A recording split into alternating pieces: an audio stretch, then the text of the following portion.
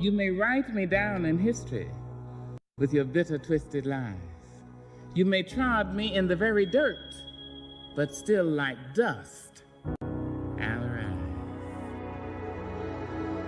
Does my sassiness upset you?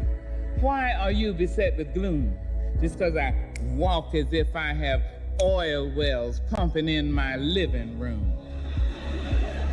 Just like moons and like suns with the certainty of tides, just like hope springing high, still I rise. Did you want to see me broken, bowed head and lowered eyes, shoulders falling down like teardrops, weakened by my soulful cries?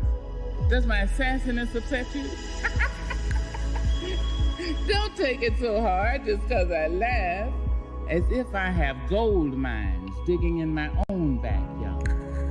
You can shoot me with your words, you can cut me with your lies, you can kill me with your hatefulness, but just like life, all right. Does my sexiness offend you? Oh. Does it come as a surprise that I dance as if I have diamonds at the meeting of my thighs? Out of the huts of history's shame I rise. Up from a past rooted in pain I rise. A black ocean leaping and wide, welling and swelling and bearing in the tide. Leaving behind nights of terror and fear, I rise. Into a daybreak miraculously clear, I rise. Bringing the gifts that my ancestors gave. I am the hope and the dream of the slave. And so, there I go.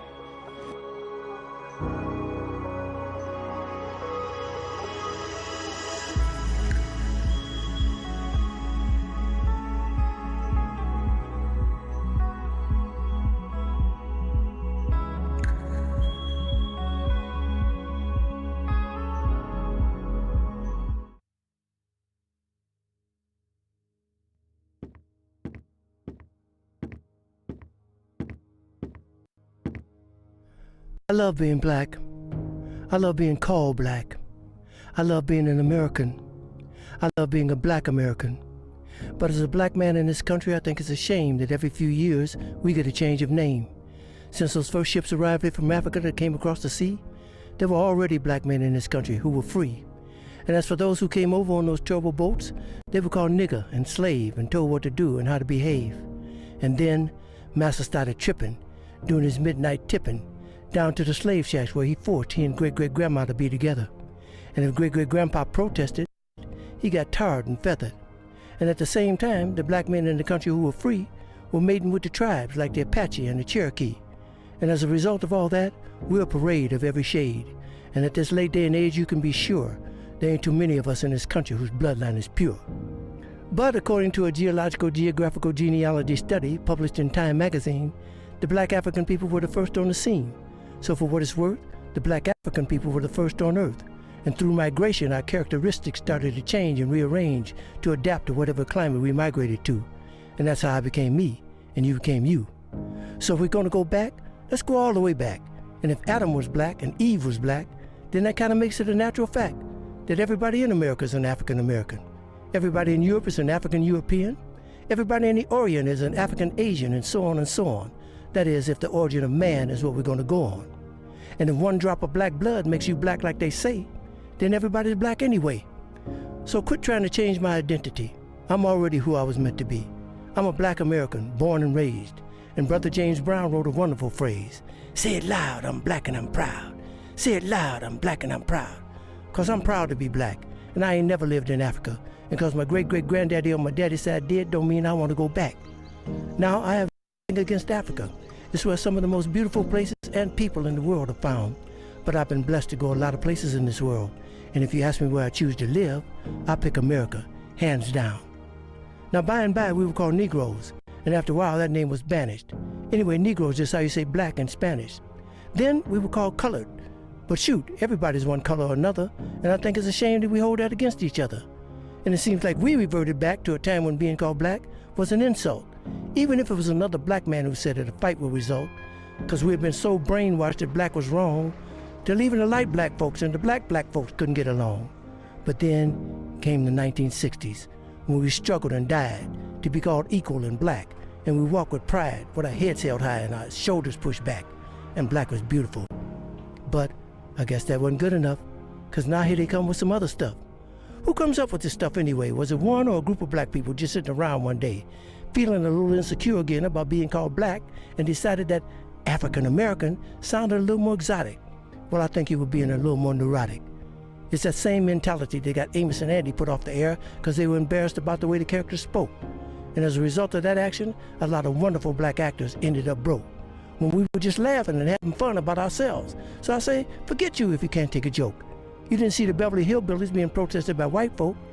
And if you think that, cause you think that being called African American sets all black people's minds at ease, since we affectionately call each other nigger, I affectionately say to you, nigga please. How come I didn't get a chance to on who I'd like to be? Who gave you the right to make that decision for me? I ain't under your rule or in your dominion, and I'm entitled to my own opinion. Now, there are some African Americans here, but they recently moved here from places like Kenya, Ethiopia, Zambia, Zimbabwe, and Zaire. But not a brother whose family's lived in this country for generations, occupying space in all the locations: New York, Miami, LA, Detroit, Chicago, even if he's wearing a dashiki and sporting an afro. And if you go to Africa in search of your race, you'll find out quick you're not an African American. You're just a black American in Africa, taking up space. Why you keep trying to attach yourself to a continent where even if you got the chance to go and you went, most people there wouldn't even claim you as one of them, as a purebred daughter or son of them? Your heritage is right here now, no matter what you call yourself or what you say. And a lot of people died to make it that way. And if you think America's a leader on inequality and suffering and grieving, how come there's so many people coming and so few leaving? Rather than all this fine fault with America stuff you promoting, if you want to change something, use your privilege. Get to the polls. Come and voting. All the wonderful black Americans who served in the armed forces and gave their lives in all the wars, they didn't do that for Timbuktu or Cape Town or Kenya. They died for Mississippi and Alabama and Georgia and Louisiana and Texas and Virginia. Need I continue? And if you don't acknowledge that, if you don't claim that, then you're playing right into the hand of the white supremacists and the Ku Klux Klan, who claim that they own this land. We went through the civil rights movement, and Dr. Martin Luther King gave his life so that you might have equal status.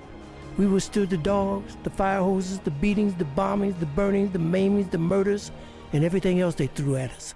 God knows we've earned the right to be called American Americans and be free at last. And rather than you moving forward with progress, you dwelling in the past. We've struggled too long. We've come too far. Instead of focusing on who we were, let's be proud of who we are. We're the only people whose name is always a trend. When's this stuff gonna end? Look at all the different colors of our skin. Black is not our color, it's our core. It's what we've been living and fighting and dying for. But if you choose to be called African American, and that's your preference, then I'll give you that reference. But I know on this issue I don't stand alone on my own. And if I do, then let me be me. And I'd appreciate it if when you see me, you'd say, there goes a man who said it loud. I'm black, I'm black.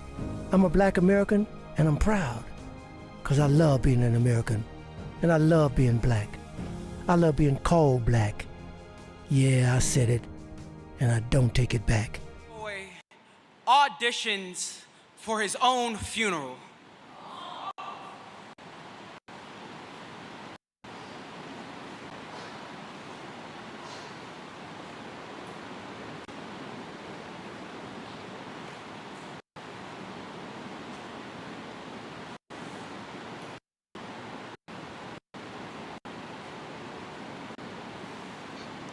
How was that? Did my silence break the small mother in your chest?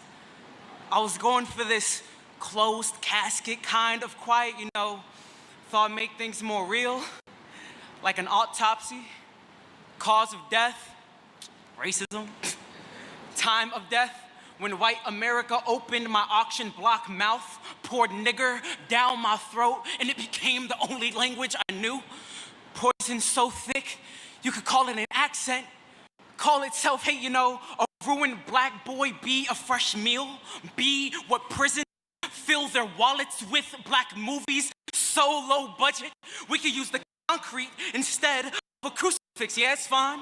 Haven't had a casting call, so I've been training with a cop. You know, he told me to get against the wall, told me to get on the ground, told me to say my lines with his gun in my mouth. They didn't believe there could be a God in my sometimes church body, and thirsty for faith, they shot rounds at my stained glass skin. Wanted to see a God that looked like them, ooze from the rapture of me. Do I look the part yet? I spent all day with the mortician. They liked me. They saw my head shot. You can put as many holes in me as you want. I could dance despite the bullets. These seeds police planted to make me a field of blooming things like activist and protest and hashtags at the morgue. They held me like a mother would, but not like my mother did at the hospital, trying to squeeze the rhythm back into my chest. Will the sequel be about my mother in a courtroom, wailing her way into a settlement of, I was only doing my job, and a check to pacify her raging blood? Take what flowers grow from me, make a bouquet from my mother, for all mothers who lose children are not left with shovels to bury what they thought would be the rest of their lives. Roll the credits. A round of applause for every cop that made it to the big screen with their hands too full of fundraising retirement money to carry any kind of accountability. Roll the credits, walk out the theater, all the names of the taken from us too soon ascend into some rushed and forgotten heaven. Let my death be your last take, and in this final shot, when you burying me, make sure you get my good side. We don't get the pleasure or leisure to pledge an allegiance to a flag of a country with selective amnesia. I suggest you do research. July 4th, 1776 was never our freedom.